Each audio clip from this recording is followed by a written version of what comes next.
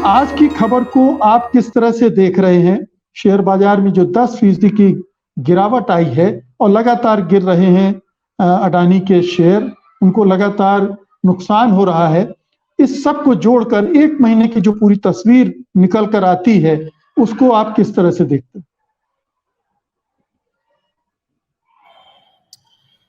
ये share market जो actually चलता है सर, ये डिपेंड करता है 3 फैक्टर्स पे। पहला है फंडामेंटल्स, सेकंड है टेक्निकल और थर्ड है परसेप्शन, जो बिहेवियरल एनालिसिस के अंतर्गत जिसको कवर किया जाता है। अब ये तीनों ही फ्रंट पे आप देखिए कि अदानी के लिए मतलब जो न्यूज है वो बहुत ही नेगेटिव आ रही है। टेक्निकल्स में देखिए रोज नए नए लेवल्स जो है ये तोड़ रहा है, रोज ही नए लेवल्स तोड़ रहा है। तो जैसा कि आपने अपने इंट्रोडक्टरी स्पीच में बताया भी कि ये 19,20,000 करोड़ से आज 7.5 लाख करोड़ के आसपास में आ गया है। तो ऑलमोस्ट आप समझ लीजिए 11.5 से 12 लाख करोड़ के बीच में मार्केट कैप वैनिश हो गया है, मार्केट कैप उड़ गया है। तो अब समझने वाली बात यह है, इनफैक्ट बड़ा इंटरेस्टिंग एक चीज है जिसकी तरफ अभी तक किसी ने ध्यान नहीं दिया, जो मैं आपको ध्यान दिलाना चाहूंगा कि अदानी ने अपने एफपीओ को बोला था कि बड़े सक्सेसफुली ये कंप्लीट हो गया है और 20,000 करोड़ रुपए हमने रेस कर लिए, बट हमने भले मानस के तहत, है ना, बड़ा हृदय रखते हुए हम ये एफपीओ को वापस ले रहे हैं। मेरा सवाल यह है कि जिन लोगों ने उस टाइम में एफपीओ को 3200 रुपए पर शेयर पे सब्सक्राइब किया था, आज वो सारे कहां हैं इन्वेस्टर जो 3200 रुपए पे अदानी एंटरप्राइजेस के शेयर्स खरीद रहे थे, आज 1600 रुपए पे आ गया है। तो भी हम देख रहे हैं कि रोज लोग नीचे ही जा रहा है, नीचे ही जा रहा है, 1800 रुपए के आसपास में आ गया है। 1400 पे आ गया, 1400। हाँ, 1400 पे आ गया। आज का प्राइस मैंने नहीं देखा क्या है। तो मेरा ये कहना है कि भाई 3200 से, तो जब उस टाइम में थे शेयर्स जो 3200 पे लेने के लिए जो इच्छुक लोग दिख रहे थे, एसबीआई, एलआईसी, ये लोग अभी कहाँ हैं? ये कितने की बाइंग कर रहे हैं? तो ये अपने आप में प्रूफ करता है कि हिंडनबर्ग के आरोप जो थे वो बहुत हद तक सही थे। अगर आज की डेट में कोई भी बायर नहीं आ रहा है, इसका मतलब है कि there is a serious corporate governance issue. कहीं पे भी टेक्निकल लेवल पे आप देखिए, कहीं पे भी इनको सपोर्ट नहीं मिल रहा है। अदानी टोटल गैस जो है, जो 3,800 रुपए का शेयर हुआ करता था, आज वो 750-800 रुपए पे आ गया है। तो ये क्या मजाक चल रहा है क्या भारत के शेयर मार्केट में? या ऐसा कभी आपने देखा है? 3,000 रुपए, वो भी इतने बड़े ग्रुप का, गिरते चले जा रहा है, गिरते चले जा रहा है। एंड आई एम सरप्राइज कि सेबी की तरफ से कोई जवाब ही नहीं आ रहा है। जो इतना बड़ा, जो बोलते हैं कि वर्ल्ड का सबसे ज्यादा पावरफुल रेगुलेटर है, जिसके पास में अरेस्ट एंड सीजर के अधिकार है, ये बड़े सवाल, बड़े क्वेश्चन मार्क उठाता है सेबी के ऊपर में कि how come they are not able to find out कि what was, how share price of Adani group went up from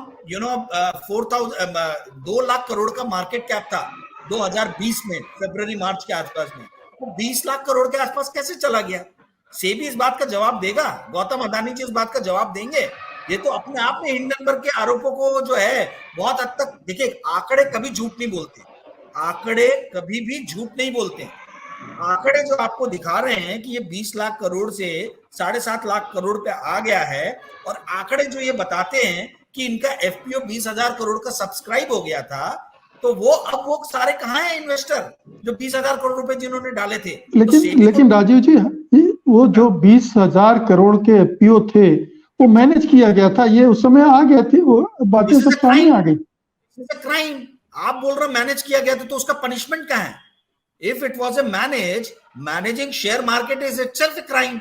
आज तक हम हर्षद मेहता, केतन पारेख, इन लोग को क्यों याद करते हैं? इन लोगों को क्यों सजाएं सुनाई गई थी? क्योंकि इन्होंने अपने तरीके से मैनिपुलेट करने की कोशिश किया था।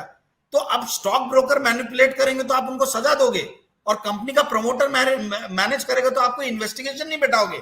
ये तो हास्यास्पद बात है। So you are taking right to the common investor.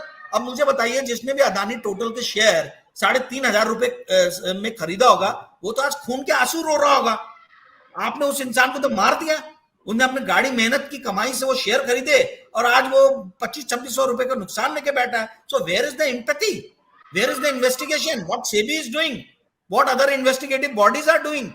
ये क्वेश्चन जेन्युइन नहीं है क्या? इस देश में हो क्या रहा है? मुझे तो ये नहीं समझ में आ रहा कि भाई अभी तक इन्वेस्टिगेशन का कुछ भी सामने क्यों नहीं आया। ये तो ही टेक्निकल की बात है। फंडामेंटल में जो बार बार बोल रहे हैं कि भैया हमारे पास में इतने एसेट है, इतने एसेट है, 4 लाख करोड़ के एसेट है। साहब एक बहुत ही fraud bogus concept Harshad Mehta ने दिया था रिप्लेसमेंट वैल्यू का, ठीक है। ये रिप्लेस कि हमारा अगर 4 लाख करोड़ का कोई चीज का एसेट है तो उसको रिप्लेस करने में यदि आज बनाने बैठेंगे तो आप उसको 50% 100% का प्रीमियम दीजिए तो 6 लाख 8 लाख करोड़ का होगा।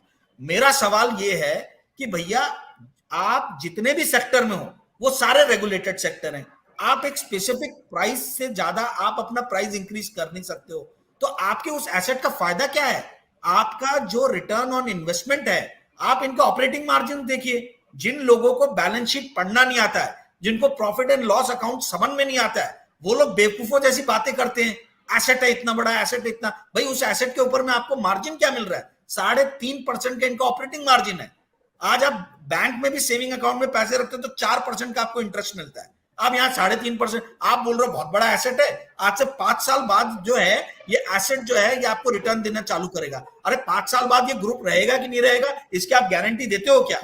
हाउ कम यू नो आपके ऊपर में 2.25 लाख करोड़ का डेट है, उस डेट के दुष्चक्र में, जो क्या बोलते हैं हिंदी में डेट को, कर्जे के दुष्चक्र में जो ये फंस गए हैं, और उसमें भी जो इंटरनेशनल बॉन्ड मार्केट है उसका इनके ऊपर में $12 बिलियन का डेट है, आप उसको कैसे मैनेज करोगे? ये देखिए, कोई भी फंडामेंटल लेवल पे पॉजिटिव न्यूज अपने कुछ सेलेक्टेड मीडिया में बताते हैं, प्लांट करते हैं, उसका भी कोई इफेक्ट नहीं हो रहा। इन्होंने न्यूज दिया $1.1 बिलियन हमने रीपे कर दिया, उसके बावजूद भी मार्केट गिर रहा है। इन्होंने बोला एसबीआई म्यूचुअल फंड को हमने 1000 करोड़ रुपए दे दिए, तो भी इनके शेयर प्राइसेस गिर रहे। इसका मतलब है कि कोई इनके ऊपर में आज की डेट में ट्रस्ट नहीं कर रहा। और आप लोग को ताज्जुब हो गए जान के कि इनके रिटेल शेयर इन्वेस्टर जो हैं वो 48 लाख रिटेल इन्वेस्टर्स हैं। तो 48 लाख इन्वेस्टर्स क्या कर रहे हैं, कहां गए हैं, ये क्यों नहीं शेयर खरीद रहे हैं? तो अपने आप में बहुत सारे सवाल उठते हैं, और इन सवालों के जवाब तो ये सेबी ने मांगना चाहिए, ये हमारे जैसे पत्रकारों ने नहीं मांगना चाहिए। बट सेबी कुछ कर नहीं रहा, इसके लिए आपको बोलना पड़ रहा है। जी।